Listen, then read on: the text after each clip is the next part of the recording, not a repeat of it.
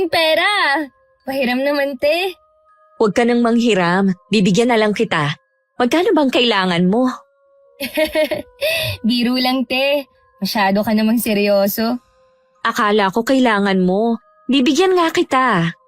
Meron pa naman ako rito. Tsaka 2 araw na lang naman sa sahod na ako. Bakit nga pala gumising ka na agad? Di ba mamaya pa ang pasok mo? Kumakalam na kasi ang sikmura ko kaya siguro ako nagising. Tamang-tama, nakaluto na rin naman ako.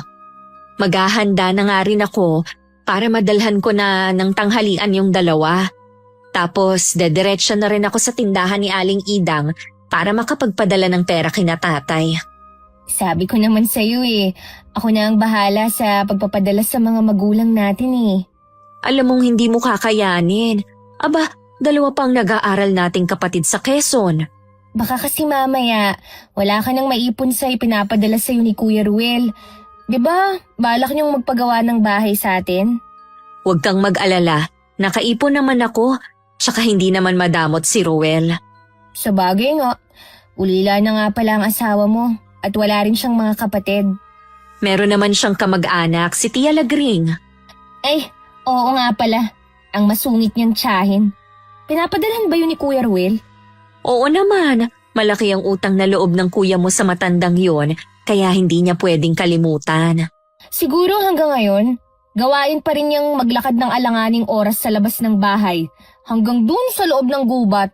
Sabi ni na Itay nung huli ko silang makausap, bihira na rin daw maglakad si Tia Lagring ng ganoong oras. Mukha daw nirarayuma na rin. Palaisipan pa rin sa akin hanggang ngayon. Kung ano ba ang napapala niya sa paglalakad niya ng alanganing oras. Ang dami tuloy takot sa matandang yun. Ganoon na daw talaga yon, sabi ni Ruel. Minsan daw tinanong niya, ayun nasinghalan pa siya. Kaya mula noon hindi na siya ulit nagtanong. Sana kapag umuwi tayo sa atin, buhay pa si Tia Lagring. Naging parte naman kasi siya ng kabataan natin At ang mga kwentong nakakatakot tungkol sa kanya. Ang taong mayabang laging nauuwi sa sariling pagkabigo at pagkalunod sa sariling kasalanan. Dahil sa mataas na tingin sa sarili at dahil sa narating sa buhay, madalas nakakalimutan na magpakatao. Magandang araw, Miss Gwen, at sa lahat ng masusugid na nakikinig sa channel nyo. Tawagin nyo na lang po akong Freya, 26 years old at tubong Quezon Province.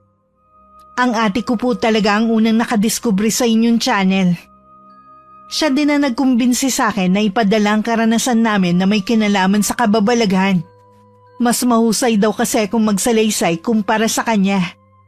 At isa pa raw dati kong boyfriend ang sangkot sa nangyari sa amin noon. Pagka-graduate ko ng HRM sa isang university sa aming lugar, nakapagtrabaho na rin ako bilang receptionist sa isang hotel. Dahil sa mababang sahod, nagpa siya akong lumuwas ng Maynila. Nang mga panahon na yun, doon na rin nakatira si Ate Candy at ang pamilya niya. Nag-a-apply na rin ang asawa niya noon papuntang Dubai. Kaya laking pasasalamat din ni Ate Candy na dumating ako. Dahil meron na silang makakasama ng mga pamangkin ko. Si Kuya Ruel ba yung tumawag? Oo, baka daw sa 1 linggo na ang dating ng balikbayan box na ipinadala niya. Ang swerte mo talaga sa asawa mo, te. Napaka-responsable at talagang mahal na mahal kayo. Swerte talaga ako sa kanya. Sana nga lang wag siyang magbago.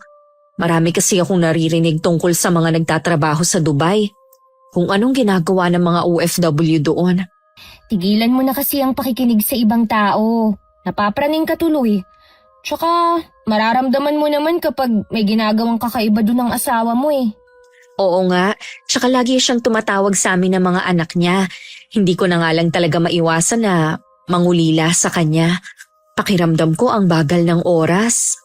Magtiwala ka lang sa asawa mo. At isa pa, magkababata kayo. Higit mo siyang kilala kesa namin. Hindi nga kami makapaniwala na kayo talaga ang magkakatuluyan Aba, para kayong aso't pusa kung mag-away noon Isa lang ang ibig sabihin noon. Kami talaga ang nakatakda para sa isa't isa. Sana kayo rin ni Nash. Oh, bakit parang bigla kang sumimangot dyan? Paano kasi? Naalala ko na naman yung ginawa niya sa waiter kahapon. Ha? Anong ginawa ni Nash? Pinahiya lang naman niya yung waiter. Nakakaawa nga eh. Pinalabas niya na kasalanan ng tao. Kahit siya naman ang nagkamali sa in-order niya. Ibig mong sabihin na mali yung nadalang order kaya gumawa ng eksena si Nash? Ganon na nga. Pero siya naman ang may order nun. Para kasing lumilipad ang isip niya kahapon. Basta na lang siyang umorder. Nang makita niya na yun ang dinala ng waiter, para hindi mapahiya at ayaw din siguro magbayad, sinisi na niya yung pobre. At gusto pa talaga niyang matanggal sa trabaho. Kawawa naman yung waiter. Sana ikaw na lang ang nagtanggol. Ganon na nga ang ginawa ko. Pero sa akin pa siya nagalit. Sana naman hindi natanggal yung waiter. Baka mamaya yun lang ang inaasahan ng tao. Natanggal siya dahil kaibigan ni Nash yung may-ari ng restaurant na yun. Parang nagkaroon tuloy ako ng trauma. Hanggang ngayon naririnig ko pa yung pagmamakaawa ng waiter na huwag siyang tanggalin. May sakit daw kasi yung nanay niya at siya lang ang inaasahan. Akala ko pa naman mabait si Nash kahit may kayabangan. Yun din ang akala ko. Kahapon ko lang siya nakitang ganun eh. O baka ginagawa na niya yun kapag hindi ako kasama. Sa totoo lang, Freya, red flag na sa akin ang ganyan. Pero ikaw pa rin ang makakapagpasya kung patuloy kang makikipagrelasyon sa kanya. Mababaw naman kasi kung dahil lang dun makikipaghiwalay ako agad sa kanya. Tama naman. Kaya lang, kahit wala ako doon, sa kwento mo pa lang nadudurog na ang puso ko para doon sa waiter. Ganun din naman ako, ate. Sana makahanap siya ng mas maganda at mas malaking sahod na trabaho. Hanggang ngayon ang bigat pa rin sa dibdib sa tuwing maaalala ko ang insidenteng yun sa restaurant. Madalas pa naman kaming kumain doon dahil masasarap ang pagkain at mura din. Parang bago lang na nagtatrabaho doon ang waiter na yun. Noon ko lang kasi siya nakita. Para tuloy ayoko nang bumalik doon kahit naging paborito ko na ang lugar na yun. Dahil day off ko ng araw na yun at ayoko nang isipin pa ang nangyari. Inabala ko na lang ang sarili ko sa pag-aayos ng kwarto. Nasa kalagitnaan na ako nang pumasok si Ate Candy. At sinabing dumating si Nash at gusto kong makausap. Anong ginagawa mo rito? Alam ko, nagalit ka pa sa akin. Pero ako na ang lumalapit para makipag-ayos sa'yo. Para nga pala sa'yo itong bulaklak. Parang utang na loob ko pa ngayon ng pagpunta mo rito. Hindi naman kita pinapapunta. Hindi naman sa ganun. Gusto ko lang nakalimutan na natin yung nangyari. Ganun lang ba kadali sa'yo na kalimutan yung nangyari dun sa waiter? Kasalanan naman niya Paano kasalanan niya? Sumagot-sagot pa kasi siya. Imbis na tanggapin na lang ang pagkakamali niya. Natural na sasagot yung tao. Dahil wala naman siyang kasalanan. Ikaw itong nagkamali ng pagsasabi ng order mo. Nakalimutan niya kasi na customer ako. Na laging tama. Bakit ba pinagtatanggol mo pa ang waiter na yun, ha? Kilala mo ba siya? Nash, narinig mo ba yung pagmamakaawa ng tao? Na huwag mo siyang ipatanggal dahil siya lang ang inaasahan ng pamilya niya? Lumuhod pa yung tao at inako na lang ang pagkakamali. Pero anong ginawa mo? Dahil kaibigan mo ang may-ari ng restaurant, pinatanggal mo pa rin siya. Pinahiya niya kasi ako, pati ikaw. Dahil narinig ng ibang nandun ang sinabi mo. At saka, pakialam ko ba kung siya lang inaasahan ng pamilya niya? Hindi naman natin siya kilala. Malay mo, nagsisinungaling lang siya para hindi mawalan ng trabaho. Palibhasa kasi. Wala ka sa sitwasyon niya, kaya mo nasasabi yan. Ay, dahil ba sa waiter na yon kaya tayo magkakasira? Hindi dahil sa kanya, kundi dyan sa ugali mo. So, anong gusto mong mangyari ngayon? Maghiwalay na lang tayo? Mabuti pa nga siguro. Yan na ba talaga desisyon mo? Oo. Alam ko naman na mahal mo ako Makikipagbalikan ka rin sa akin. Kilala kita, Freya. Nang makaalis si Nash, tsaka ko lang naalala na hawak ko pa rin ng bulaklak na bigay niya. Para akong napapaso na binitiwan yun.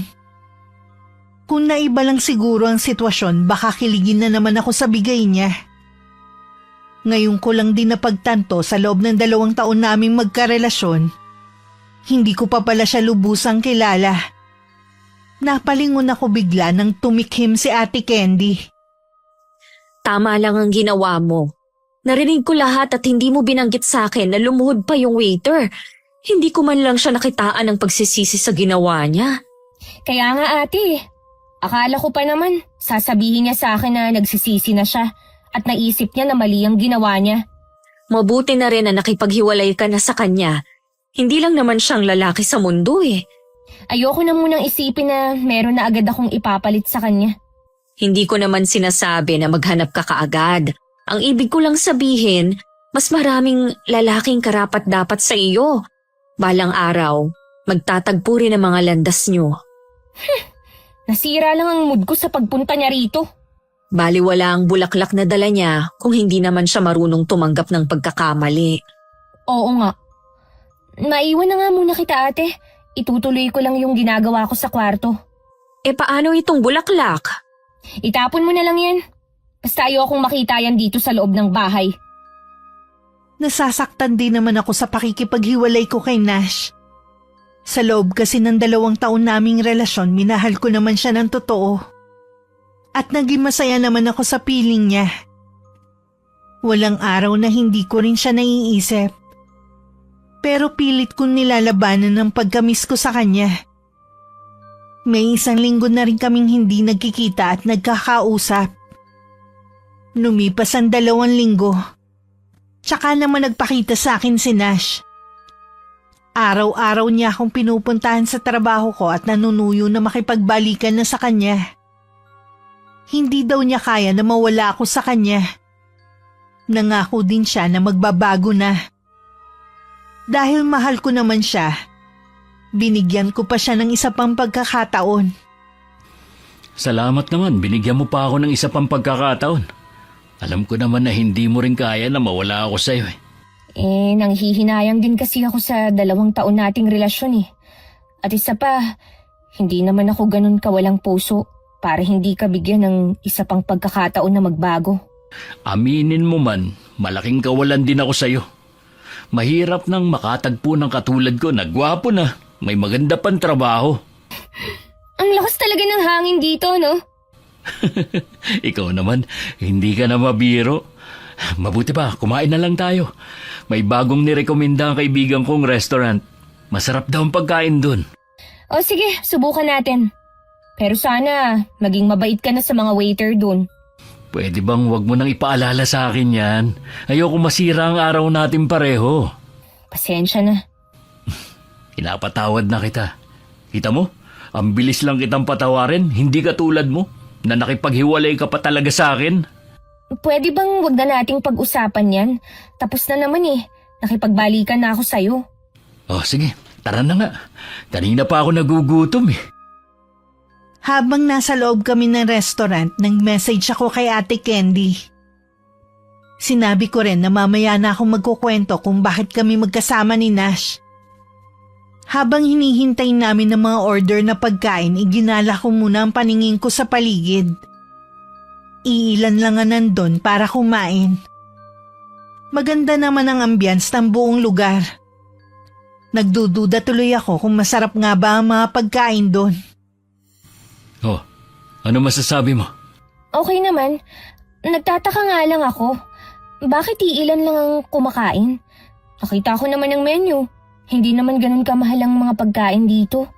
Ay baka kasi alanganing araw kaya konti lang kumakain ngayon. Siguro nga. Oh, tining pagkain natin. Mabuti pa dito, mabilis ang service nila eh. Tahimik lang ako habang kumakain kami. Samantalang si Nash maraming kwento tungkol sa mga ganap niya sa trabaho. Kung paano siya laging pinupuri ng boss niya dahil sa galing niya. Bilib na bilib nga daw sa kanya ang mga katrabaho. Balak na nga daw siyang taasan ng sahod dahil sa husay niya. Nakikinig lang naman ako sa kanya. Pagkatapos naming kumain, ilang sandali muna kami nagpahinga at saka na ako nagpahatid pa uwi. Hindi pa nga ako nakakabihis ng pambahay nang biglang lumapit si Ate Candy at nag-usisa. Kayo na ba ulit ni Nash? Ayaw naman kasi niya akong tantanan eh. Tsaka nangako siya na magbabago na at hindi na uulitin ang ginawa niya dati. Sana nga totoo ang sinasabi niya. Lahat naman ng tao may karapatan na bigyan ng isa pang pagkakataon.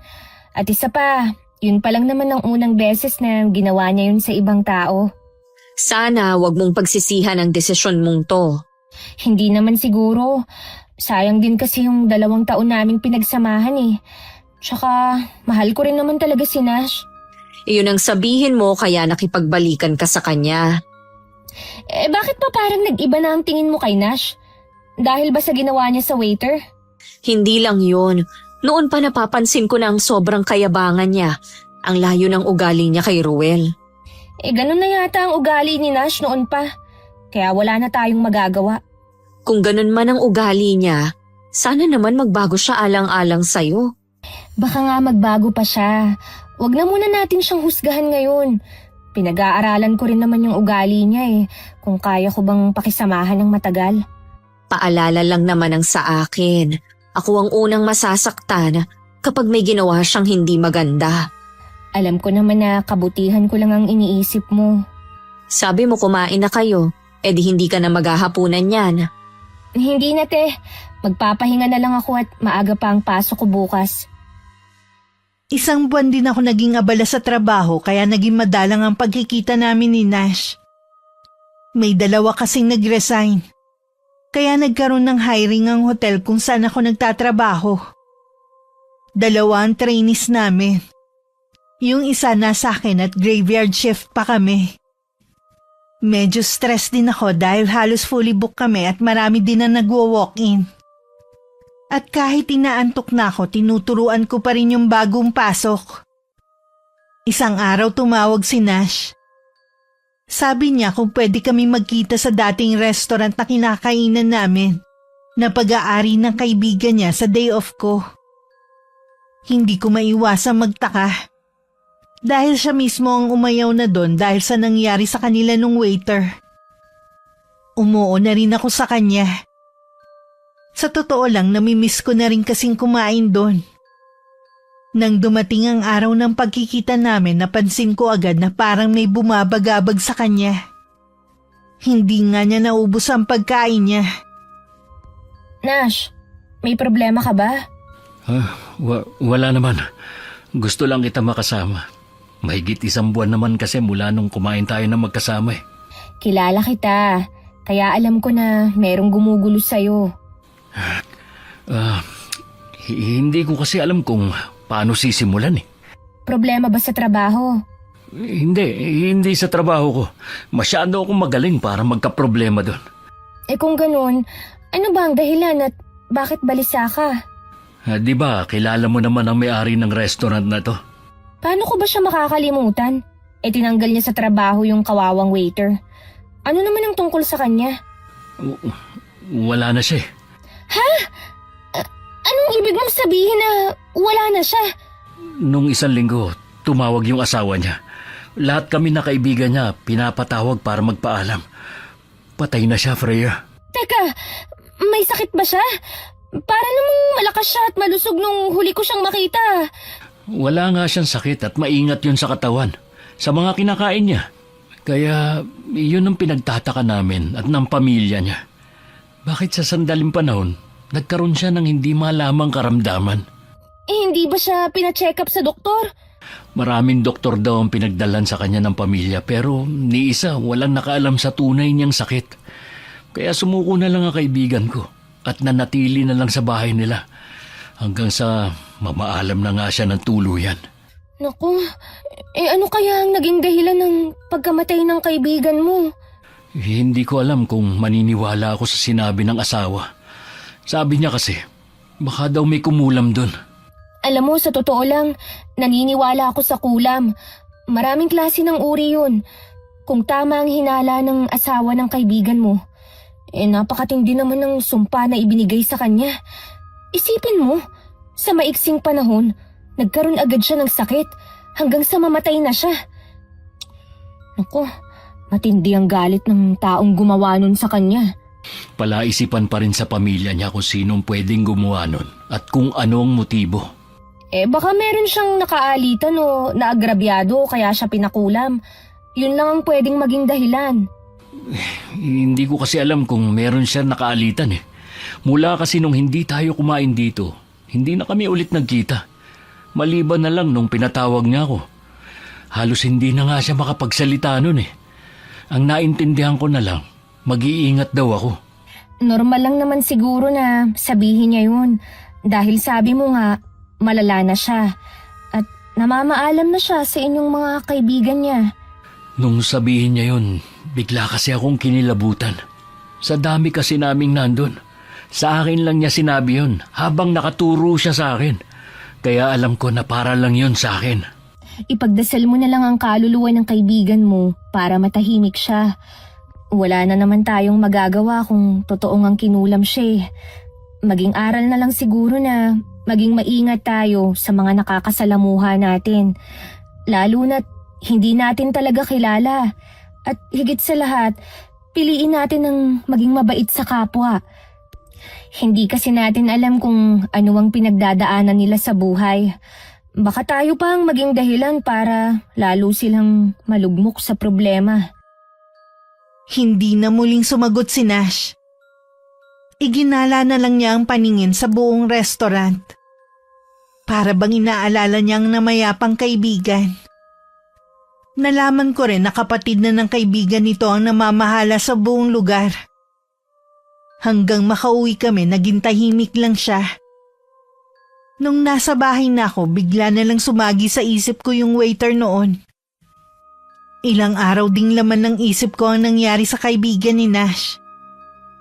Lagi rin sumasagi sa isip ko ang eksena noon. Kung paano nila pinahiya yung waiter at tinanggal pa sa trabaho. Hindi kaya... May sinasabi ka ba? Kanina ka pa tulala dyan eh. Hindi mo na nga napansin na nakaalis na yung mga pamangkin mo. Sorry te, may iniisip lang ako. Napansin ko nga, nitong mga nagdaang araw parang ang lalim lagi ng iniisip mo. Lalo na tuwing pagkagaling mo sa trabaho. Nag-away na naman ba kayo ni Nash? Hindi na kami nag-aaway. Kung ganon, anong problema? Yung kaibigan kasi ni Nash te, pinaniniwalaan na namatay dahil sa kulam. Malapit ka ba sa kaibigan niya para maapektuhan ka ng ganyan? Yun kasi yung may-ari ng restaurant na kinakainan namin. Siya yung nagtanggal sa waiter. So, iniisip mo na baka yung waiter ang nagpakulam sa kaibigan ni Nash? Hindi ko naman siya pinagbibintangan. Pero lagi kasi siyang sumasagi sa isip ko eh. Posible naman. Grabe naman kasi ang ginawa nila sa tao. Alam ba ni Nash na baka yung waiter ang nasa likod ng nangyari sa kaibigan niya? Wala siyang ideya. Ako lang ang nag-iisip ng ganito. Palagay ko nga, hindi siya naniniwala sa kulam eh. Kalimutan mo na ang nangyari. Wala ka namang kinalaman sa kanila eh. Kung sakali na totoo yun, tama lang yun sa kaibigan ni Nash. Ate naman, paano kung pati si Nash eh? Gantihan ng waiter na yun. Di tanggal ang yabang niya sa katawan. Seryoso ako ate. Ako rin naman ah. May kakaiba bang nangyayari kay Nash? Wala naman. Baka iba ang kumulam sa kaibigan niya. Kasi kung yung waiter yun, di sana meron na rin nangyayaring masama kay Nash ngayon. Siguro nga. Pagdating talaga sa boyfriend mo, napapraning ka. Kung bakit kasi nakipagbalikan ka pa sa kanya eh. Ate, mahal ko si Nash. Tsaka nagbago na naman siya eh. Alam ko kahit anong pagtatanggol ko kay Nash, hindi na naniniwala ang ate ko. Tuluyan nang nawala ang amor niya rito. Nang mga sumunod na araw, bumalik na ulit ang sigla ng boyfriend ko. Hindi na rin niya ulit binanggitan tungkol sa kaibigan niya. Inalis ko na rin sa isip ko ang tungkol sa posibilidad na may kinalaman ng waiter na yun sa nangyari sa kaibigan niya. Nang mga sumunod na araw, hindi na muna kami nag-uusap ni Nash. May inaasikaso daw kasi siya na mahalagang bagay. Sorpresa daw yun sa akin. Nang dumating ang day off ko, nagsabi siya na pupunta sa bahay. Nagbilin pa siya na kung pwede sa labas ng bahay ko siya hintayin. Ang sinasabi pala niyang sorpresa ay ang bagong kotse na binili niya. Iyan ba ang sorpresa na sinasabi mo? Oo, reward ko to sa sarili ko. Dahil sa galing ko sa trabaho, sa wakas, natupad na rin ang isa sa mga pangarap ko. Ang makabili ng sarili kong sasakyan. Congrats! Natupad na rin ang isa sa mga pangarap mo. Salamat. Nandiyan ba ang ate mo? Wala sila rito ng mga bata. Namamasyal sila. Baka mamaya pa ang dating nila. Siguro nagpadala yung asawa niya. Bakit nga pala hindi ka sumama sa kanila? Pinipilit nga nila ako kanini. Kaso, tumawag ka nga na pupunta. Kaya hindi na ako sumama. Ay, oo nga pala. Nash, pwede ba natin silang sundan? Total, meron ka ng sasakyan. Saka na lang. Meron din kasi akong pupuntahan ngayon eh. Dumaan lang ako dito para ipakita to sa'yo. Ayoko muna kasing magpasakay dito, maliban siyempre sa akin. Kahit ako, hindi pwedeng sumakay dyan. Pwede naman, pero sa ibang pagkakataon na lang ha. O paano, alis na ako. Sumunod ka na lang sa ate mo. Nakabihis na rin naman ako. Kukunin ko lang yung sling bag ko. Sasabay na ako sa'yo hanggang sakayan. Mag-tricycle ka na lang. Marami namang dumadaan dito sa inyo eh. Tsaka ka na lang sumakay, okay? Sige, una na ako sa'yo ha. Tatawagan na lang kita. Iniwan talaga niya ako. Ibang klase rin siya. Kinalma ko muna ang sarili at saka tinawagan si Ate Candy. Sinabi kong susunod ako sa kanila sa mall. Halata naman sa boses niya na natuwa dahil makakasama nila ako. Makalipas lang ang 30 minutes kasama ko na sila. Nanood kami ng sine na pambata at kumain din. Pinamili rin ni ate ang mga anak ng mga damit at laruan. Nang makauwi kami, nagtataka pa ako nang meron siyang inabot sa akin na paper bag. Ano to, ate? Blouse yan. Ako ang pumili dahil ayaw mo namang magpabili. Ay, nagabala ka pa talaga. Sabi ko naman na masaya na akong makasama kayo sa pamamasyal. At nakalibre naman ako ng merienda at saka hapunan. Tanggapin mo na yan. Ikaw nga tuwing sahod mo lahat ng gusto ng mga pamangkin mo, binibili mo. Naglalambing lang naman ng mga anak mo. Tsaka, hindi naman mahal ang pinabibili nila sa akin. Kahit na, bagay sa'yo yan, lalo kang puputi.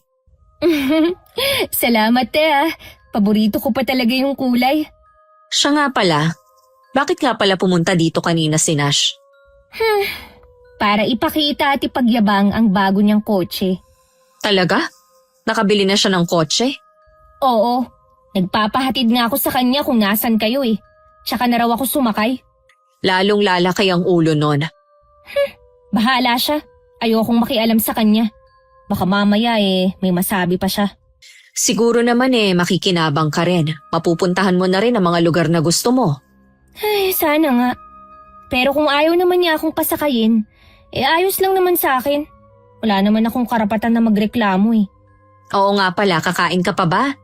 Hindi na busog pa ako sa kinain natin. Maiwan na muna kita ha. Tatanungin ko lang yung dalawa kung kakain pa. Alam mo naman may bayawak yata sa tiyan. Laging gutom ang mga yon. Ganun yata ang mga bata Walang kabusugan. Oo nga hindi naman sila tumataba. Kinabukasan dumating sa bahay si Nash. Kararating ko lang nun galing trabaho. Hindi pa ako nakakapagpalit ng pambahay. Sinabi lang sa akin ni Ate Candy na nasa labas ito at hinahanap ako. Nagpakita rin ng paghanga ang kapatid ko sa kotse ni Nash. Bakit hindi ka muna pumasok sa loob ng bahay?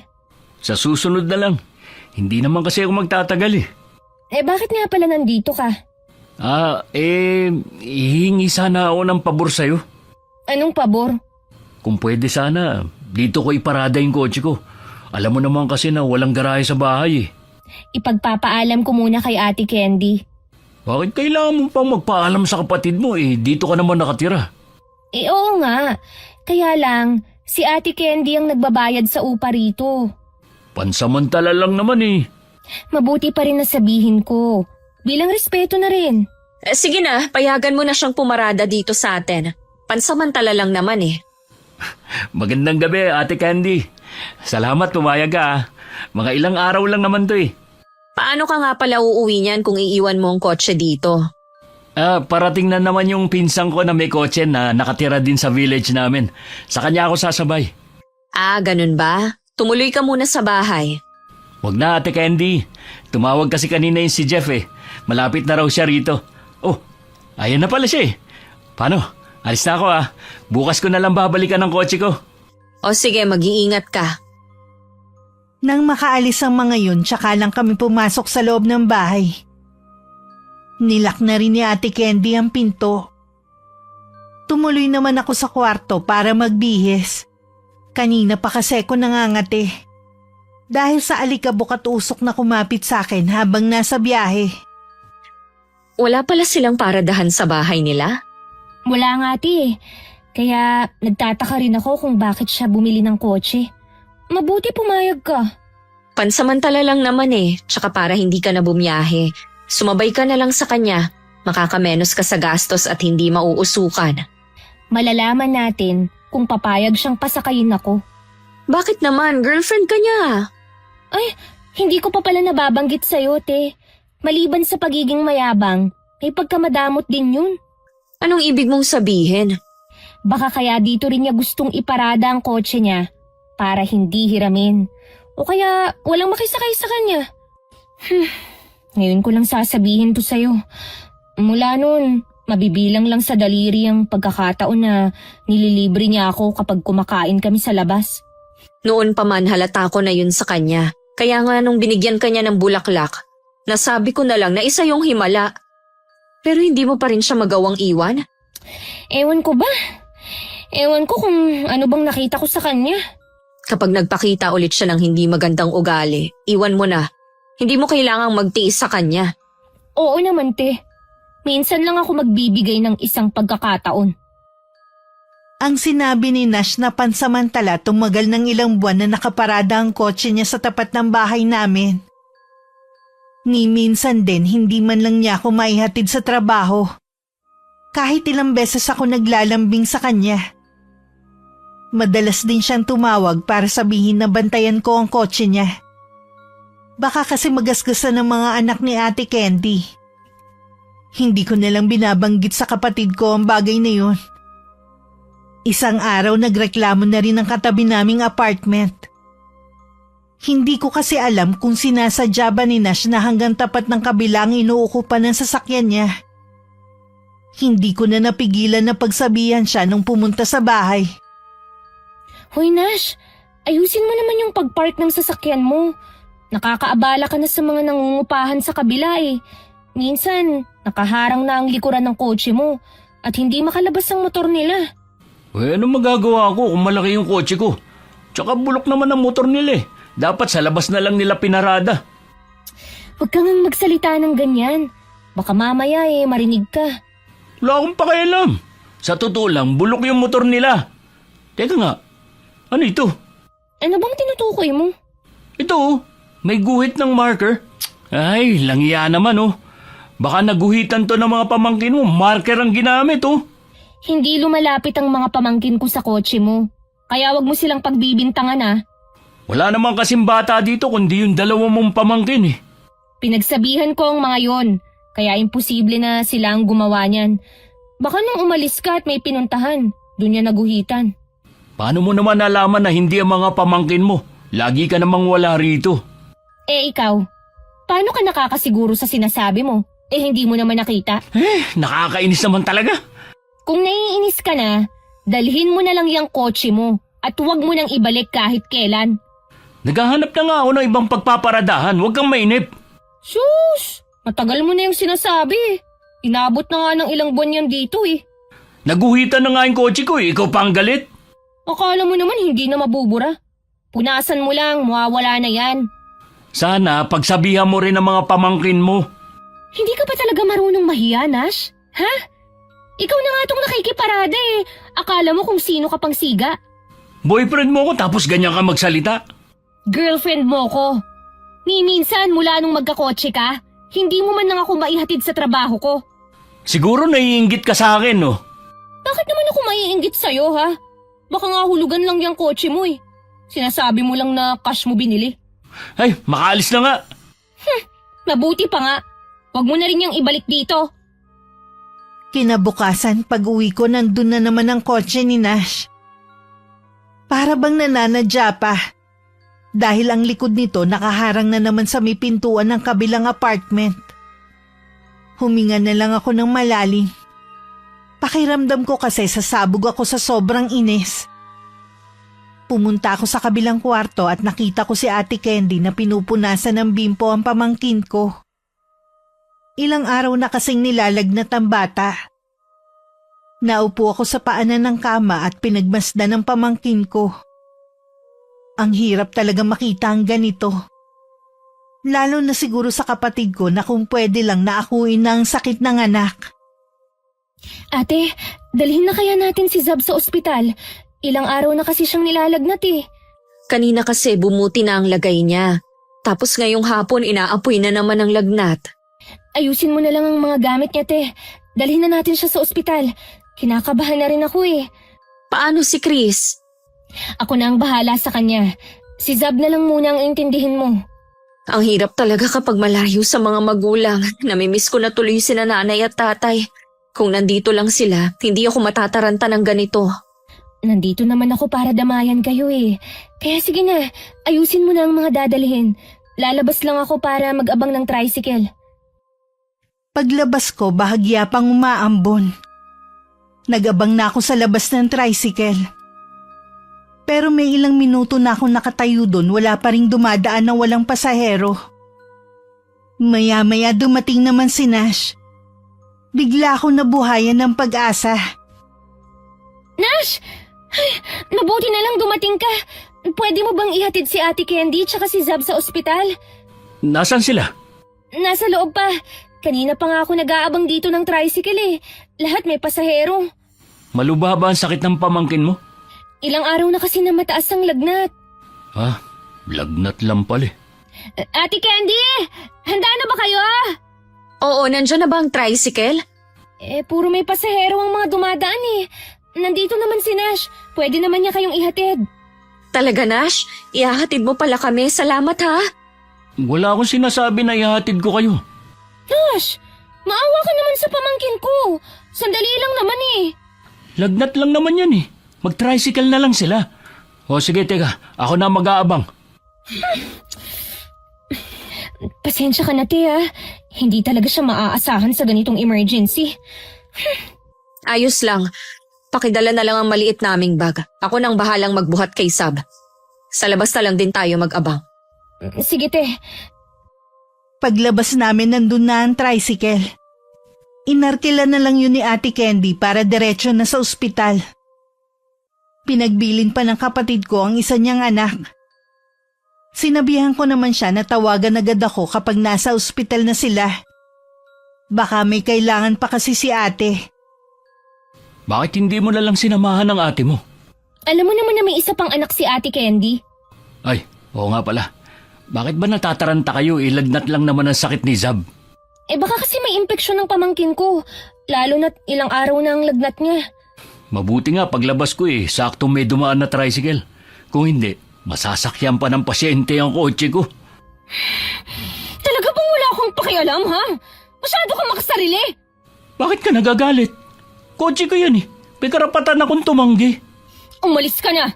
Dalhin mo na yung ipinagmamalaki mong kotse. Maghanap ka na ng sarili mong paradahan. Freya naman, mag-usap muna tayo. Ang init naman ang ulo mo. Minsan lang ako humingi ng pabor. Hindi mo pa ako mapagbigyan. Samantalang ikaw, ilang buwan nang nakikiparada sa amin. Nagre-reklamo na nga itong kapitbahay namin eh. Pero ikaw, hindi man lang makaramdam. Parang parking lang pinagdadamot mo. Wala naman kasi kayong kotse kaya dito ko pinaparada ang kotse ko. Huwag ka nga madamot. Ikaw ang madamot. Alisin mo yung kotse mo rito. Dahil kung hindi, dadatnan mo yung basag ang mga salamin at puno ng guhit ang pintura niyan.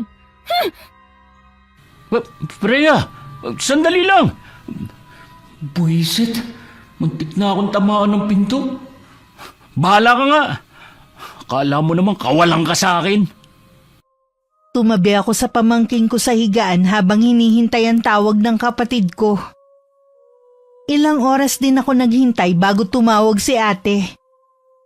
Maayos na daw ang lagay ng anak niya. Pero kailangan pang maghintay ng 24 oras bago sila payaga umuwi. Dun lang ako nakahinga ng maluwag.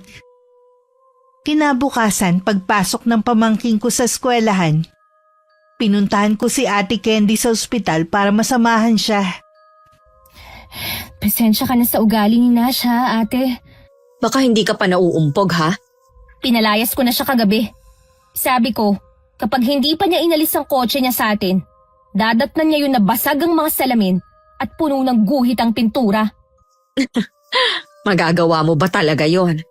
Aba oo no, kung hindi niya talaga inalis sa bahay, masusubukan niya ako. Alam mo sa totoo lang, nakakaubos na talaga siya ng pasensya.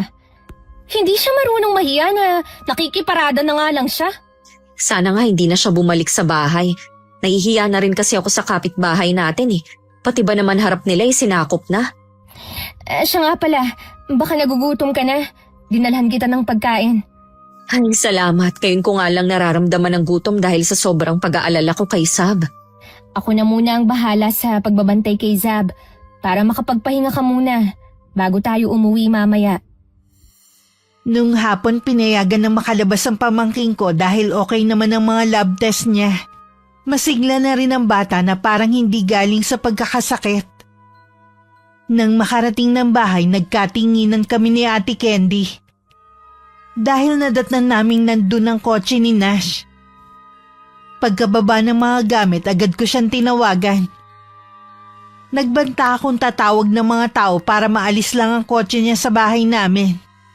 Kaya natataranta na pumunta siya. Ang bihira ka naman. Busy ako tapos tatawagan mo ako. Pambihira ka rin sa kakapalan ng mukha mo. Sinabihan na kita na huwag ka nang pumarada dito. Naghahanap nga ako ng pwedeng pagparadahan eh. Bigyan mo pa ako ng ilang araw. Hindi na nga pwede. Dahil madamot ka, kaya tama lang na pagdamutan ka rin namin. Bakit hindi mo pa yan iuwi sa inyo? Hindi nga pwede dahil baka hiramin ng mga kapatid ko. Baka mamaya magasgasan lang. Wala naman silang pampaayos. Grabe ka, Nash. Sarili mong pamilya, pinagdadamutan mo pa. Anong klaseng tao ka? Masama ba? Pinaghirapan ko tumbilin kaya tama lang na magdamot ako. Dapat kasi, bago ka bumili ng kotse, siniguro mo munang meron kang sariling garahe. Naghahanap na nga ako. Alisin mo yan dito. Dahil kung hindi, sa mismong harapan mo babasagin ko ang mga salamin yan. Itong tatandaan mo, Freya. Pagsisisihan mo ang ginawa mong to. Bilisan mo na lang natanggalin yung kotse mo. Nakakaabala ka na sa amin eh. Akala mo ha? Wala ka na rin sana sa buhay ko. Anong nangyari? Ang kapal ng mukha eh. Wag na siyang babalik dito. Hindi natin yan sigurado. May kakapalan din ang mukha eh. Napakadamot. Kahit sa sariling pamilya niya. Bakit ba kasi nakipagbalikan pa ako sa kanya?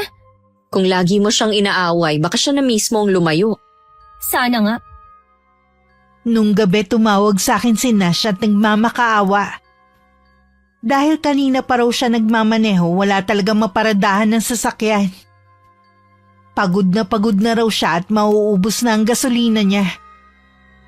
May biglang pumasok sa isip ko para siya na mismo ang magtanggal balang araw sa kotse niya.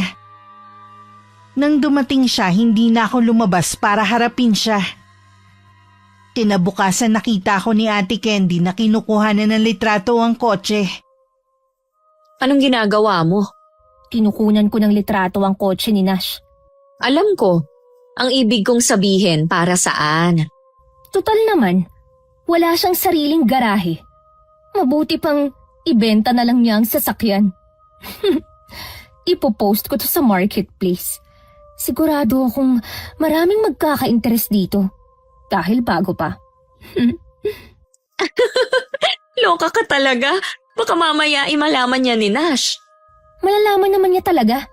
Dahil siya mismo ang tatawagan ng buyer. Sigurado ako uusok na naman yun sa galit. Ay naku ate, wala akong pakialam. Kahit magliyab pa siya sa galit. Sige, ituloy mo na lang yan. Pupunta lang ako sa palengke ngayon.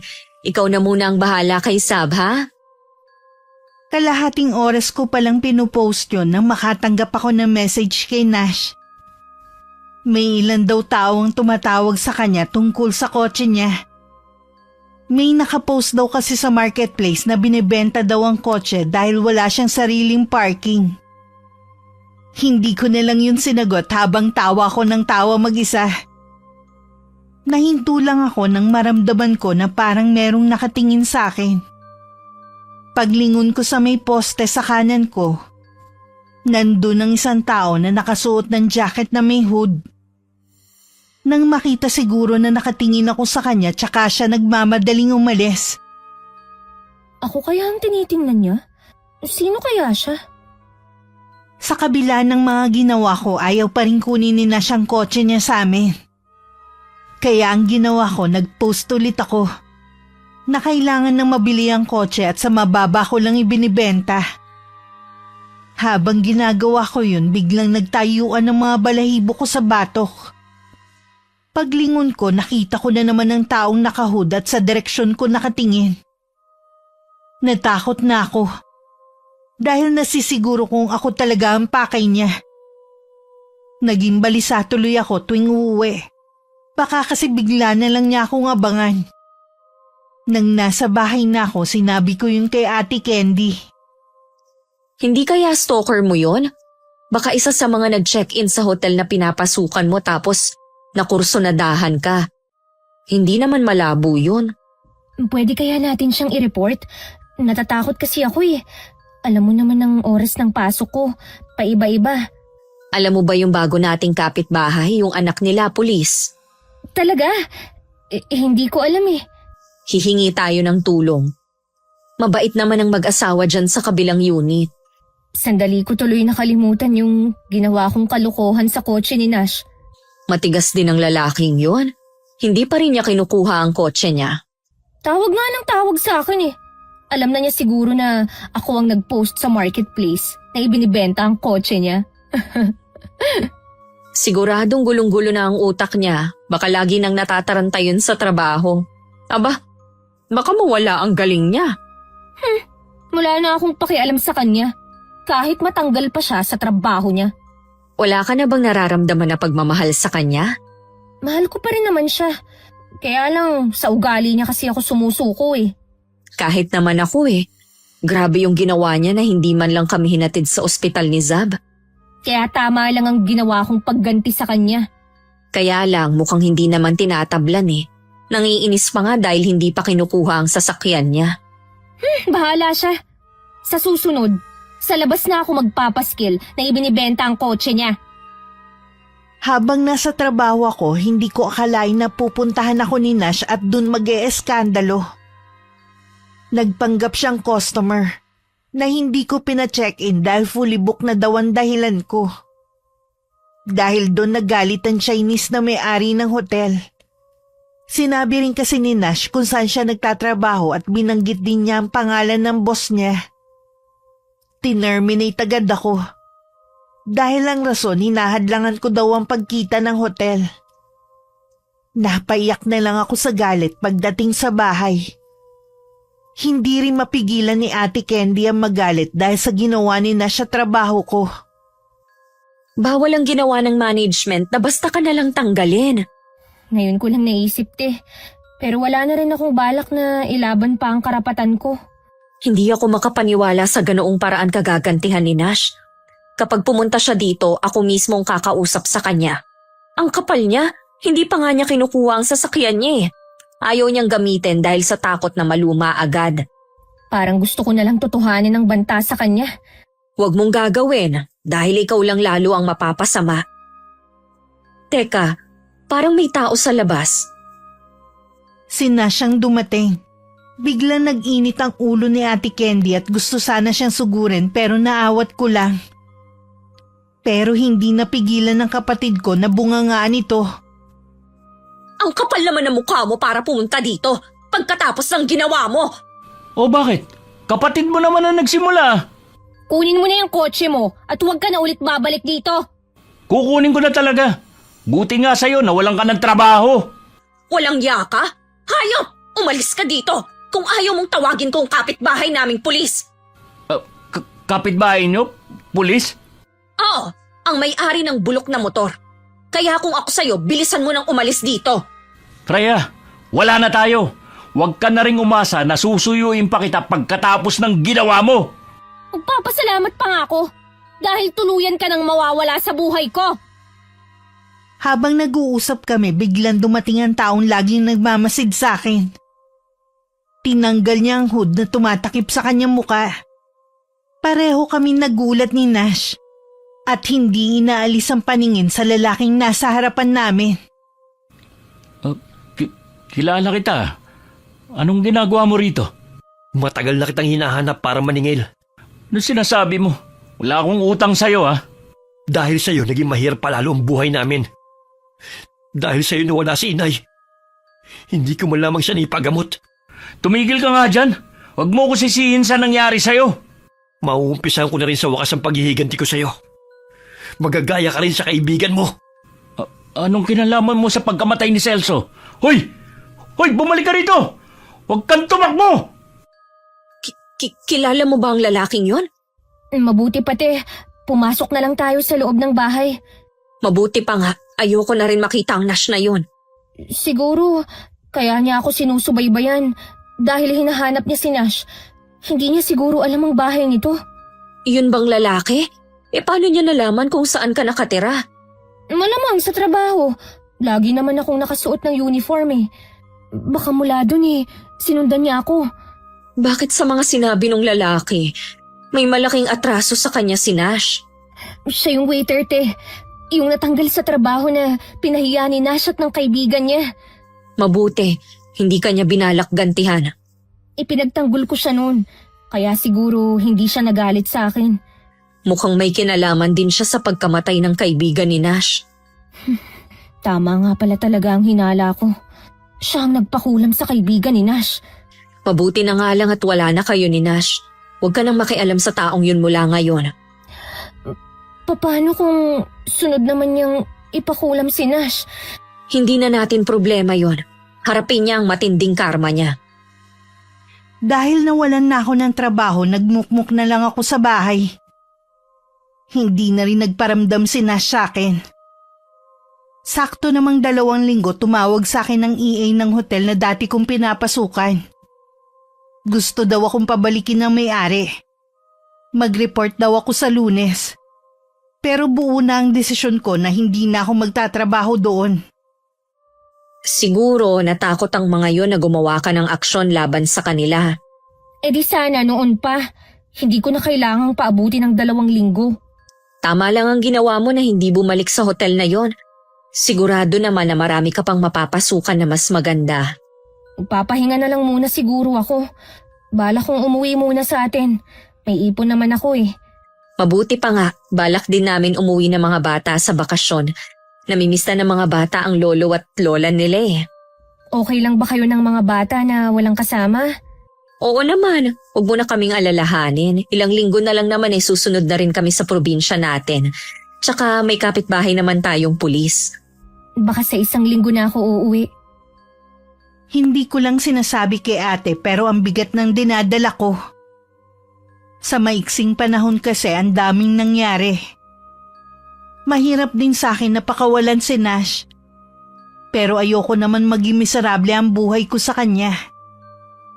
Nag-aalala rin ako na baka ipakulam rin siya nung waiter na nakaalitan niya.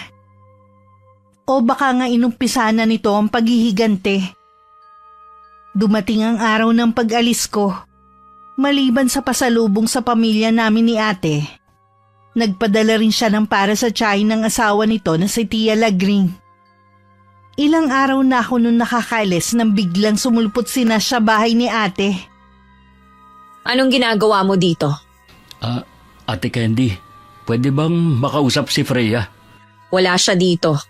Nasa trabaho ba siya? Di ba wala na siyang trabaho dahil sa ginawa mo? Akala ko bumalik siya o may ibang trabaho na siya.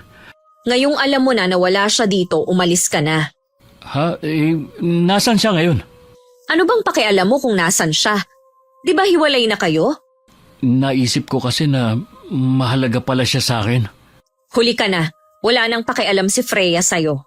Hindi ako naniniwala na ganun ako kadaling kalimutan ni Freya. Mahal niya ako at kapag sinuyo ko siya, sigurado makikipagbalikan siya sa akin. Ang laki talaga ng bilib mo sa sarili mo, no? Mas higit kong kilala ang kapatid ko kaysa sa'yo. Kahit mahal ka pa niya, hindi pa rin siya makikipagbalikan sa'yo dahil sa ugali mo. Siguro umuwi siya sa probinsya niyo, no? Kung nagbabalak kang sundan siya doon, aba, pag-isipan mo muna. Iba ang mga tao sa amin. Huwag ka naman manakot eh. Hindi naman kita tinatakot, no? Kaya kung pupwede, patahimikin mo na ang kapatid ko. Nabanggit naman ni Ate Candy sa akin ang pagpunta ni Nash sa bahay niya. Sinabi rin niya na ayos lang naman ito at makikita na walang iniindang sakit. Nakahinga naman ako ng maluwag sa nalaman ko. Akala din ng kapatid ko hindi na babalik si Nash sa bahay. Pero makalipas lang ang 1 linggo, nandun na naman siya. Sa pagkakataong yun, hindi na may kakaila na may masamang nangyayari na nga kay Nash. Ano na naman ang ginagawa mo dito? Itatanong ko lang kung bumalik na si Freya. Wala pa siya. Baka nga hindi na siya bumalik eh. May sakit ka ba? Ilang araw na kasing masama ang pakiramdam ko eh. Dapat unahin mo muna ang pagpunta sa doktor. Galing na ako kahapon. Niresitahan na ako ng gamot. Wala ka bang kasama sa bahay niyo? Aba, hindi ka dapat lumalabas na masama pala ang pakiramdam. Baka kung ano pang mangyari sa'yo. Kasama ko sa bahay ang magulang at iba ko pang kapatid. Kaya lang, wala naman silang pakialam sa akin eh. Sa tingin ko kasi nasa iyo ang problema eh.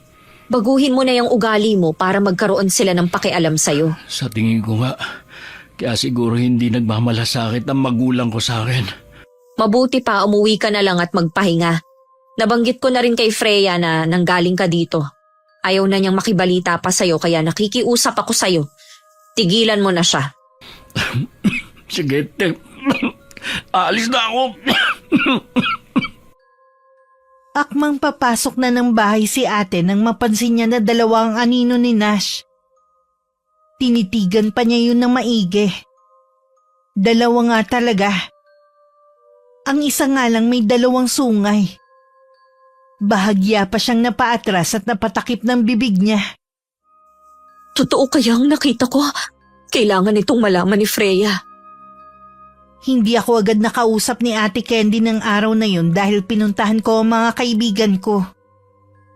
Hindi ko rin dinala ang cellphone ko dahil malapit lang naman ang mga bahay nila. Hindi ko rin kasi inaasahan na tatawag ang kapatid ko ng araw na yun. Pag-uwi ko nga sa bahay, sinabi ni inay na kanina pa merong tumatawag sa cellphone ko. Pagtingin ko si Ate Candy, tinawagan ko naman siya agad. Mabuti naman ikaw nang tumawag sa akin. Kanina pa ako tumatawag sa'yo eh. Pasensya ka na, te. Naiwan dito sa bahay itong cellphone ko eh. Kasama ko kanina ang mga kaibigan ko. May problema ba dyan? Galing dito si Nash. Ay naku, te. Ayoko na siyang pag-usapan pa. Makinig ka sa akin. Para siyang may sakit. Palagay ko eh, nag-uumpisa na ang sumpa sa kanya. Ha? Sigurado ka? Oo, kung nakita mo lang sana yung anino niya, nakakakilabot. 2 ang anino niya, Freya. May sungay ang isa nakahawig sa kambing. Anong gagawin natin, te? Hindi ko rin alam, kaya nga tinatawagan kita. Ate, kailangan natin siyang tulungan. Alam naman natin na kapag hindi naagapan ng kulam, pwede niyang ikamatay yun. Sa pagkakasabi pa naman niya kanina, parang walang pakialam sa kanyang pamilya niya. Kilala ko naman ng mga magulang niya at kapatid. Susubukan ko silang kausapin at balaan sa nangyayari kay Nash. Mabuti pa nga, pamilya lang naman niya ang pwedeng dumamay sa kanya sa ngayon eh. Pagkatapos ng pag-uusap namin ni ate, nag-message na lang ako sa kuya at nakababatang kapatid ni Nash. Kahit inaasahan kong hindi maganda ang relasyon nila magkapatid, nagulat pa rin ako sa sinabi nila. na wala na silang pakialam dito. Iniwan na raw nila ito sa bahay nila. Hindi na raw nila matagalan ng ugali ng kapatid nila. Bigla tuloy ako naguluhan sa sitwasyon. Gusto ko sanang bumalik sa Maynila. Pero alam ko namang wala akong magagawang tulong kay Nash. Kailangan siya mismo magpatingin sa albularyo. Parang napakalalim ng iniisip mo Tia Lagring, kayo po pala. May kailangan po ba kayo? Nandyan ba ang mga magulang mo? Umalis po sila kanina. May pinuntahan na kamag-anak sa kabilang baryo. Ano po ang kailangan niyo sa kanila? Ikaw na lang ang magbigay ng langis na ginawa ko para sa ama mo. Lagi daw kasing sinusumpong ng rayuma ang tatay mo Sige po. Sasabihin ko na lang ho kay tatay pag uwi nila mamaya. Pakisabi rin nga pala sa ate mo na salamat sa pinadala niya sa akin, ha? Opo, babanggitin ko po sa kanya kapag tumawag siya. Kung hindi mo mamasamain ng pagtatanong ko, ano bang iniisip mo kanina bago ako dumating? Tungkol po kasi sa dati kong nobyo. Kausap ko kasi si Ate Candy kagabi Nabanggit po niya na baka raw kinukulam si Nash. Bakit naman nasabi yun ng ate mo? May sakit po kasi ito At yung anino nito 2 anino niya. At ang isa anino ng demonyo. Paano niyo po nalaman? Ibig sabihin lang nun matindi ang pagnanais ng taong yun na makaganti sa dati mong nobyo. Ibinenta na niya ang kaluluwa niya sa demonyo kapalit ng itim na kapangyarihan. Anong gagawin namin? Matutulungan niyo ho ba kami? Hindi ko siya magagamot kung hindi ko siya makikita. Papupuntahin ko po rito si Nash sa lalong madaling panahon. Hindi siya pwedeng lumayo. Baka yun pa ang maglagay sa kanya sa kapahamakan. Baka imbes na mailigtas mo siya, mas mapabilis lamang ang kamatayan niya. Wala rin po kasi akong kakilala na albularyo doon sa lugar nila ate Baka nga po wala dahil syudad na po kasi yun. Mas naniniwalang mga tao doon sa doktor kesa sa albularyo. Kaya ko pa naman sigurong bumiyahe ng malayo. Ho? Sasama kayo sa akin? Oo. Gusto kong makatulong para makaganti man lang ako sa kabutihan ng pamilya niyo. Sa mga taga rito bukod tanging kayo lang ang hindi humusga sa akin. Maraming salamat po, Tia Lagring. Mahusay ang pagpapalaki sa inyo ng mga magulang ninyo. Kahit hindi naman niyo ko kaano-ano, Tia pa rin ang tawag ninyo sa akin. Kilala si Tia Lagring sa lugar namin na hindi palang ngiti at masungit. Sa kauna-unahang pagkakataon nakita ko siyang ngumiti. Ang dating mabagsik na aura nito napalitan ng maamo mukha dahil sa ngiting yun. Kahit ang mga magulang ko at 2 kapatid nagulat sa sinabi ko na uuwi na ako sa Maynila. At kasama ko pa si Tia Lagring. Ipinaliwanag ko naman ang dahilan kung bakit kailangan kong kasama sa pagbabalik ko ang matandang babae. Kinabukasan din na madaling araw umalis na kami. Sa buong biyahe tahimik lang naman si Tia Lagring. Kung hindi siya nakatingin sa labas ng bintana nakapikit naman siya. Nagulat naman si Ate Candy nang dumating ako na kasama ang tiyahin ng asawa niya. Nakakagulat naman po ang pagdating ninyo. Mabuti po sumama kayo kay Freya Paluwas. Alam ko kasing kailangan nyo ng tulong. Nasa nga pala makaapo ko. Nasa eskwelahan pa po sila. Baka gusto niyo munang magpahinga. Alam kong hindi kayo sanay sa mahabang biyahe. Oo nga. Nakakaramdam nga ako ng pagod Samahan ko na po kayo sa kwarto ng mga bata. Salamat iha ha. Pagkagising ko mamaya pwede na natin simulan ang gagawin ko sa binatang yun. Nang mapag-isa tinawagan ko si Nash pero hindi siya sumasagot. Nag-message na lang ako sa kanya na nakabalik na ako. Sana lang mabasa niya agad. Ilang sandali pa bumalik na rin si Ate Candy. Nakontak mo na ba si Nash? Hindi siya sumasagot eh. Puntahan ko na lang kaya siya sa bahay niya. Wag muna. Sabi kasi ni Tia Lagring, huwag kitang hayaan na makalapit kay Nash. Bakit kaya? Hindi niya sinabi eh. Makinig na lang tayo sa kanya. Nag-aalala na kasi ako kay Nash eh. Mag-isa na lang siya sa bahay niya. Iniwan na siya ng pamilya niya. Nanawa na siguro sa kanya. Ibigay mo na lang sa akin ang address ni Nash. Kami na lang ni Tia Lagring ang pupunta sa kanya. Ikaw naman ang bahala sa mga pamangkin mo. Gusto ko rin sanang makita ang kalagayan ni Nash. Huwag sanang matigas ang ulo mo. Hindi dapat masayang ang pagpunta dito ni Tia Lagring. Pwede mo naman makita si Nash kapag magaling na siya. Sige na nga. Pagkagising ni Tia Lagring, nagsagawa na siya ng orasyon habang nasa harapan niya ang litrato ni Nash. Nagulat kami nang bigla yung lumiyab. Napailing-iling na lang ang matanda habang kami ni Ate Candy nagkatinginan lang. Hindi na natin kailangan puntahan ng binatang yon. Kusa na siyang pupunta rito. Freya, kahit anong mangyari huwag kang lalabas. Ha? Bakit po? Pwede niyo ho bang ipaliwanag, Tia Lagring? Naguguluhan po kasi ako eh. Gusto kang gawing alay ng binatang yon. Kapalit ng kanyang paggaling. Ano po? Nakipagkasundo siya sa taong nagbigay sa kanya ng sumpa. Kapalit ng kaluluwa mo.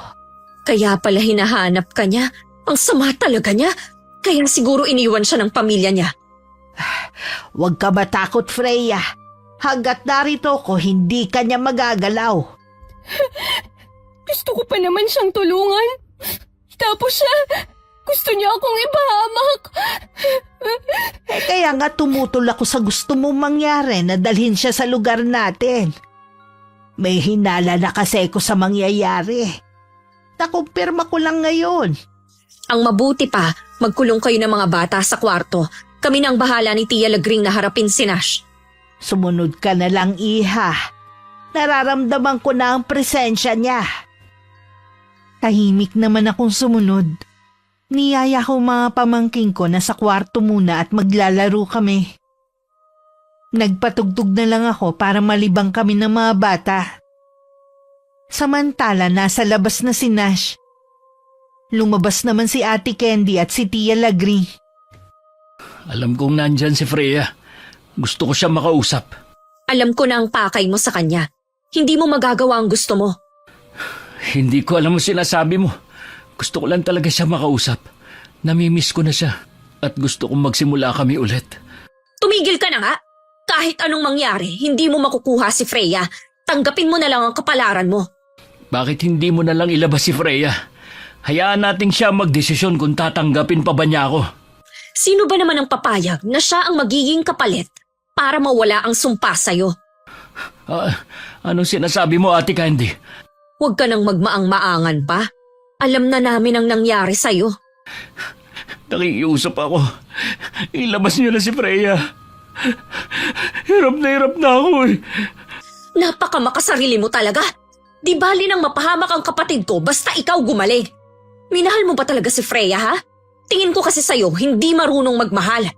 Wala na kasing ibang paraan. Meron pa. Tanggapin mo na lang ang kapalaran mo. Kasalanan mo naman kung bakit mo yan dinadanas. Tutulungan kita, Iho. Pero kailangan mo munang pagsisihan ang ginawa mo. Huwag ka nga makialam dito, tanda! Ano ba magagawa ng isang huklubang katulad mo, ha? Bastos ka! Hindi mo ba alam malayo pang pinanggalingan ni Tia Lagring para lang tulungan ka? Wala akong pakialam. Si Freya ang kailangan ko, hindi kayo. Kaya ilabas niyo na siya. Freya! Freya, lumabas ka dyan, harapin mo ako! Parang awa mo na! Pumasok na po tayo sa loob ng bahay. Wala na pong pag-asa ang taong yan. Ganun din ang palagay ko. Ngayon lang ako nakatagpo ng taong katulad niya. Sariling kapakanan lang ang iniisip. Hindi marunong magmahal, maliban sa kanyang sarili. Hoy, tanda! Bumalik ka na kung saan ka man nanggaling! Ikaw ang bumalik kung saang impyerno ka man nagmula. Hindi pa rin umaalis si Nash. Patuloy pa rin siya sa pagtawag sa pangalan ko. Napilitan ng tumawag sa barangay ang kapatid ko para lang mapaalis siya. Kahit ang mga rumespondeng tanod nagulat sa itsura niya. Puno kasi ng sugat ang buong katawan nito at pinaliligiran din ng mga langaw. Dahil sa malansang amoy na nagmumula sa mga sugat niya. Girlfriend ko nakatira sa apartment na yan! Hindi niyo ako kailangan. Aalis na ako! Freya! Babalik ulit ako! Hindi ako papayag na hindi ka haharap sa akin! Napapailing na lang si Ate Candy habang nasa likod ng pinto. Tahimik naman akong nakaupo sa sofa. Hindi ako makapaniwala na kaya akong isakripisyo ng taong minahal ko. Dahil sa simpleng away sa waiter na yun, hindi ko akalaing aabot sa ganito ang lahat. Sinabi rin ni Tia Lagring magagamot niya si Nash. Pero hindi na babalik sa dati ang anyo nito. Kung patuloy daw sa pagmamatigas ang binata, hindi na rin niya ito gagamutin. Ikaw na naman! Sumuko ka na lang, iho. Hindi mo makukuha si Freya kahit ano ang mangyari. Nasaan siya? Hindi ikaw ang gusto kong makausap. Ako lang ang nandito, wala silang magkapatid. Nasaan sila sabi? Kahit sabihin ko sa'yo, hindi ka rin naman makakalapit sa kanya. Sabihin mo pa rin kung nasaan si Freya. Nasa loob ng simbahan. Mas ligtas siya doon kesa dito sa bahay. Ikaw na matanda ka. Ikaw ang nagsusulsul kay Freya na layuan ako. Kayo na nga niya! Subukan mong lumapit. Kung gusto mong itarak ko sa'yo ang punyal na ito. Sa tingin mo matatakot mo ako, ha? Tuluyan ka ng nilukuban ng dyablo. Hindi na kita maililigtas pa. Hindi lang kaluluwa kong gusto kong maligtas. Gusto kong bumalik ako sa dati kong anyo. Yung hindi ako pinandidirihan ng mga tao. Minsan hindi lang ang itsura nakakapandiri sa isang tao. Maging ang pag-uugali na katulad ng iyo. Kung ako sa iyo magsisi ka para kahit ang kaluluwa mo mailigtas. Sino ka para utusan ako? Isa akong manggagamot. Isinama ko ni Freya dito para sana tulungan kang gumaling. Pero nakakalungkot na kailangan pa siya ang magsakripisyo. Natigilan naman sina siya mga narinig. Parang nun lang pumasok sa kanya ang mga sinasabi ni Tia Lagring. Masyado kasi siyang nabubulagan sa nararamdaman niya. Habang naglalakad pa uwi, nakatungo lamang siya. Wala na siyang pakialam kung pinagtitinginan man siya ng mga tao. Maging ang mga kapitbahay niya, hindi man lang siya nilalapitan. Baka sa kanilang mga mukha ang pandidiri. Maririnig pa sa kanila ang mga katagang karma na raw yun sa kanya. Ganito ba talaga ako kasama? Kahit ang sarili kong pamilya, iniwan ako. Patawarin mo na ako. Hindi ko naman sinasadya na matanggal ka sa trabaho noon. Alisin mo na ang sumpang to sa akin. Para mo nang awa. Nang mga sandaling yun, time-team naman akong nananalangin sa loob ng simbahan. Ako na ang humihingi ng tawad sa mga nagawang kasalanan ni Nash. Sana mabigyan pa siya ng pagkakataon na magbago at mapagsisihan ng kanyang ginawa. May ilang oras din kami na malagi doon bago umuwi sa bahay.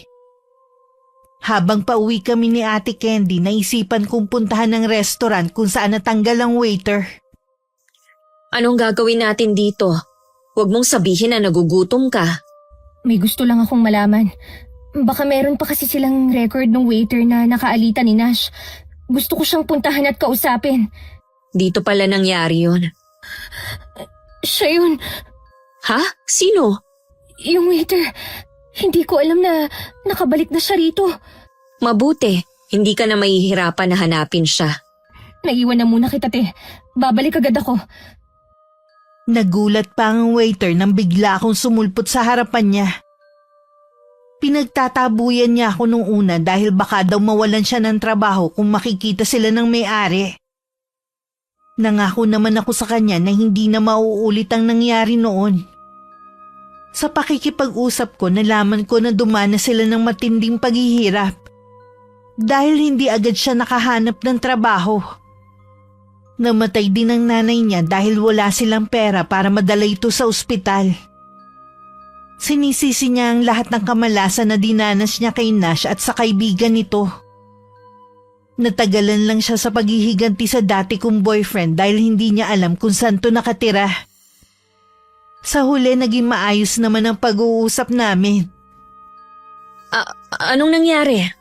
Nagawa ko siyang kumbinsihin na bawiin na ang sumpa kay Nash. Sinabi ko kasi na pati ako nadadamay dahil sa ginawa niya. Na gusto kong gawing kapalit ni Nash para gumaling siya. Salamat naman kung ganon. Nangako ako sa kanya na wala akong pagsasabihan sa ginawa niya. Sabi ko, huwag siyang mag-alala dahil kahit ipagkalat pa ni Nash ang sikreto niya, wala nang maniniwala pa rito. Wala na talaga. Pamilya niya nga, tinalikuran na siya. Sa akin siya naawa, ate. Sana nga raw hindi ko nabalikan si Nash. Sang-ayon ako sa kanya. Kahit hindi pa siya nakukulam, may sa demonyo na talaga ang utak ng dati mong boyfriend. Pagdating sa bahay, nadatnan naming nagsasagawa ng orasyon si Tia Lagring. Hindi na muna namin siya inabala hanggang matapos siya. Kahit baka sa kanya matinding pagkahapog, gumuhit pa rin ang ngiti sa kanyang mga labi. Ang tao gumawa nun kay Nash ay hindi likas na masama. Sa kabila ng pagiging mabagsik na kanyang itim na karunungan. Nakausap din po namin siya. Naawa po siya sa akin. Gagaling na ang binatang iyon. Sa totoo lang ayoko nga sanang gamutin dahil sa mga sinabi niya. Pero lahat naman ng tao, may karapatan na mabigyan ng isa pang pagkakataong magbago. Sana nga po, Tia Lagring, magbago ang taong yun. Dahil pati tayo, pinasakit niya ang ulo at muntik pa niyang ipahamak si Freya. Oo, marami siyang ginawang masama. Pero sa tingin ko, tama lang na gantihan pa rin natin siya ng mabuti. Huwag na sana niyang ulitin ang ginawa niya dahil baka sa susunod, hindi na siya makaligtas. Makakauwi na rin ako sa atin. Pwede po bang dito na lang muna kayo? Uuwi din po kasi kami sa atin kapag tapos ng klase ng mga bata. Sigurado na matutuwa si Ruel kapag nalaman niyang nandito kayo ngayon. Sa sobrang abala natin, hindi ko pa pala nababanggit sa kanya. Maiwan ko po muna kayo tatawagan ko lang siya. Tia Lagring, maraming salamat po sa tulong niyo. Ikaw naman ang kumumbinsi sa lalaking yon. Ang nagawa ko lang pigilan pa ang pagkaalat ng sugat ni Nash sa kanyang katawan. Dahil sa kanya, napurnada ang bakasyon ko. Pero ang importante naman, natapos na ang problema. Matuloy na lumipas ang isang buwan. Ilang araw na lang tapos na ang klase. Naghahanda na kami nun sa pag-uwi sa Quezon. Kami lang ang nasa bahay ni Tia Lagring. Pumunta kasi sa eskwelahan ng kapatid ko dahil may kailangan na sikasuhin bago ang pag-uwi namin. Umorder ako nun ng pagkain online para hindi na magluto. Nang may kumatok, akala ko yun na ang pinadeliver kong pagkain. Kaya hindi ko na sinilip sa bintana ang dumating. Hindi ko inaasahan na siya mapagbubuksan ko. Bumalik na rin sa dati ang itsura niya. Nagulat ka siguro, no? Nagulat ako dahil pumunta ka pa rito. Inaasahan ko naman na gagaling ka ni. Gumaling ako dahil sa walang tigil kong pagdarasal. Gumaling ka dahil sa tulong ni Tia Lagring at sa pagbawi ng waiter ng sumpa sa'yo. Hindi ako naniniwala. Gumaling ako na walang tulong ng kahit na sino. Alam mo, Nash, bahala ka na nga kung anong gusto mong paniwalaan. Sarado naman lagi ang isip mo sa mga paliwanag Bakit nga pala pumunta ka pa rito? Huwag mo sabihin na hindi mo man lang ako na-miss. Pagkatapos ng mga ginawa mo sa akin, binalak mo pa akong ialay sa demonyo para lang gumaling ka? Itatanong mo pa talaga yan? Hindi ka naman pumayag, di ba? Hindi talaga. Ibig bang sabihin yan? Hindi ka makikipagbalikan sa akin? Hindi na, no? Pagkatapos ng mga nangyari, naiisip mo pa talaga yan? Eh di wag. Hindi lang naman ikaw ang babae. Good luck sa babaeng makakarelasyon mo. Sana, makaya niya yung ugali mo. Makaalis na nga. Ay, teka lang. May nakalimutan pala akong sabihin sa'yo. Bumalik pala yung waiter na yun sa restaurant na dati nating kinakainan. Alam mo na pala, sana pabayaan mo na lang siya. Marami na siyang pinagdaan ng hirap. Ano nga yan?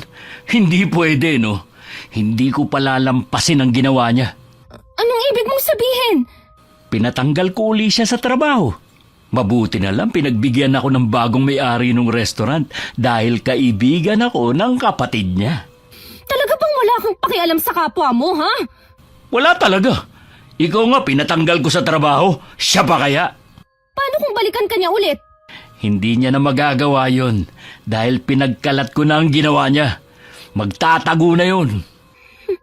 Lalo ko lang napatunayan na puro kayabang sa katawan. Mabuti sa'yo ang mag-isa lang habang buhay. Kapag may nangyari na naman sa'yo, hindi na kita tutulungan. Sino naman na may sabi sa'yo na kailangan ko ng tulong mo, ha? Oh, gano'n naman pala eh. E di umalis ka na. Sa inis ko, binalibag ko pa sara ang pinto kahit nandun pa siya. Wala akong pakialam kung tamaan man siya. Humalukip-kip pa ako habang nakasandal sa may pintuan. Lingid sa akin narinig ni Tia Lagring ang lahat ng pinag-usapan namin ni Nash. Nagngingit-ngit din ng kalooban ng matanda. Sa pagkakataong yun, hindi na niya palalampasin ang ginawa ng binata. Siya na mismo ang magpaparusa dito. Isang araw bago ang pag-uwi namin, nagkakasiyahan pa kami sa sala maliban kay Tia Lagring na maagang pumasok sa kwarto. Nahinto kami sa pagtatawanan nang may biglang kumatok. Si Ate Candy na lang ang tumayo para pagbuksan ng nasa labas. Nash, ano na naman ang nangyari sa'yo? Hindi ko alam. Nagising na lang ako, ganito na itsura ko. Sobrang init ng pakiramdam ko. Kaya siguro parang nasunog ang balat ko. Sobrang katirin nito. Hindi ko na alam ang gagawin ko. Lahat ng kamag-anak namin nilapitan ko na. Walang gustong tumulong sa akin. Nash? Freya, tulungan mo ako. Nandiyan pa ba yung matandang babae? Yung matandang babae, baka naman matulungan niya ako. Huwag kang pumasok. Matatakot ang mga anak ko sa'yo eh. Diyan ka lang sa labas. Ang matandang babae na tinutukoy mo ay si Tia Lagring. Uuwi na kasi kami ng probinsya bukas. Pasensya ka na. Hindi ka na namin matutulungan pa. Nakikiusap ako sa'yo. May pinagsamahan naman tayo, di ba? Pinaliwala mo lang naman yun, di ba? Mas pinairal mo pa kasi ang kayabangan mo kaysa magbago ka. Pinatawad ka na nga ng waiter. Pinatanggal mo pa ulit. Oh, edi hanapin mo siya at saka ka humingi ng tawad. Hindi ko na nga alam kung saan siya hahanapin eh. Hindi na namin yun problema. Umalis ka na at nakakaistorbo ka na sa amin. Nakikiusap naman ako sa'yo, ate. Sa tingin ko, nangyari yan ulit sa'yo para magising ka na. Baguhin mo na yung ugali mong bulok. Malay mo, bigla kang gumaling. Isinara na ni Ate Candy ang pinto. May naramdaman naman akong awa para kay Nash kaya lang naisip ko na tama ang kapatid ko. Baka nangyari yun para magising siya at magbago. Ipinagdasal ko pa rin na sana gumaling siya at magbigyan pa siya ng isa pang pagkakataon na magsisi. Nung umuwi kami, hindi na rin ako sumama pabalik kay Ate Candy. Sa amin na lang ako naghanap ng trabaho para kahit papano makalimutan ko ang masalimuot na pangyayari sa buhay ko nang dahil kay Nash. Makalipas naman ng 1 taon, bumalik na rin sa amin si ate para ayusin ang pagpapagawa ng bahay. Huling balita daw niya kay Nash, nakipag-ayos na sa pamilya at natutong tanggapin ng mga nagawang mali. Marami ako natutunan sa karanasan kong ito, Miss Gwen. Mas lalo nitong pinagtibay ang samahan naming magkapatid. At piliin pa rin ang maging mabuti at umiwas para sa ikatatahimik ng buhay ko. Hindi rin lahat ng tao karapat-dapat ipaglaban. Maraming salamat po sa pagpili ng aking kwento. Naway lumakas pa po ang channel nyo. Wakas. Kas. Kas.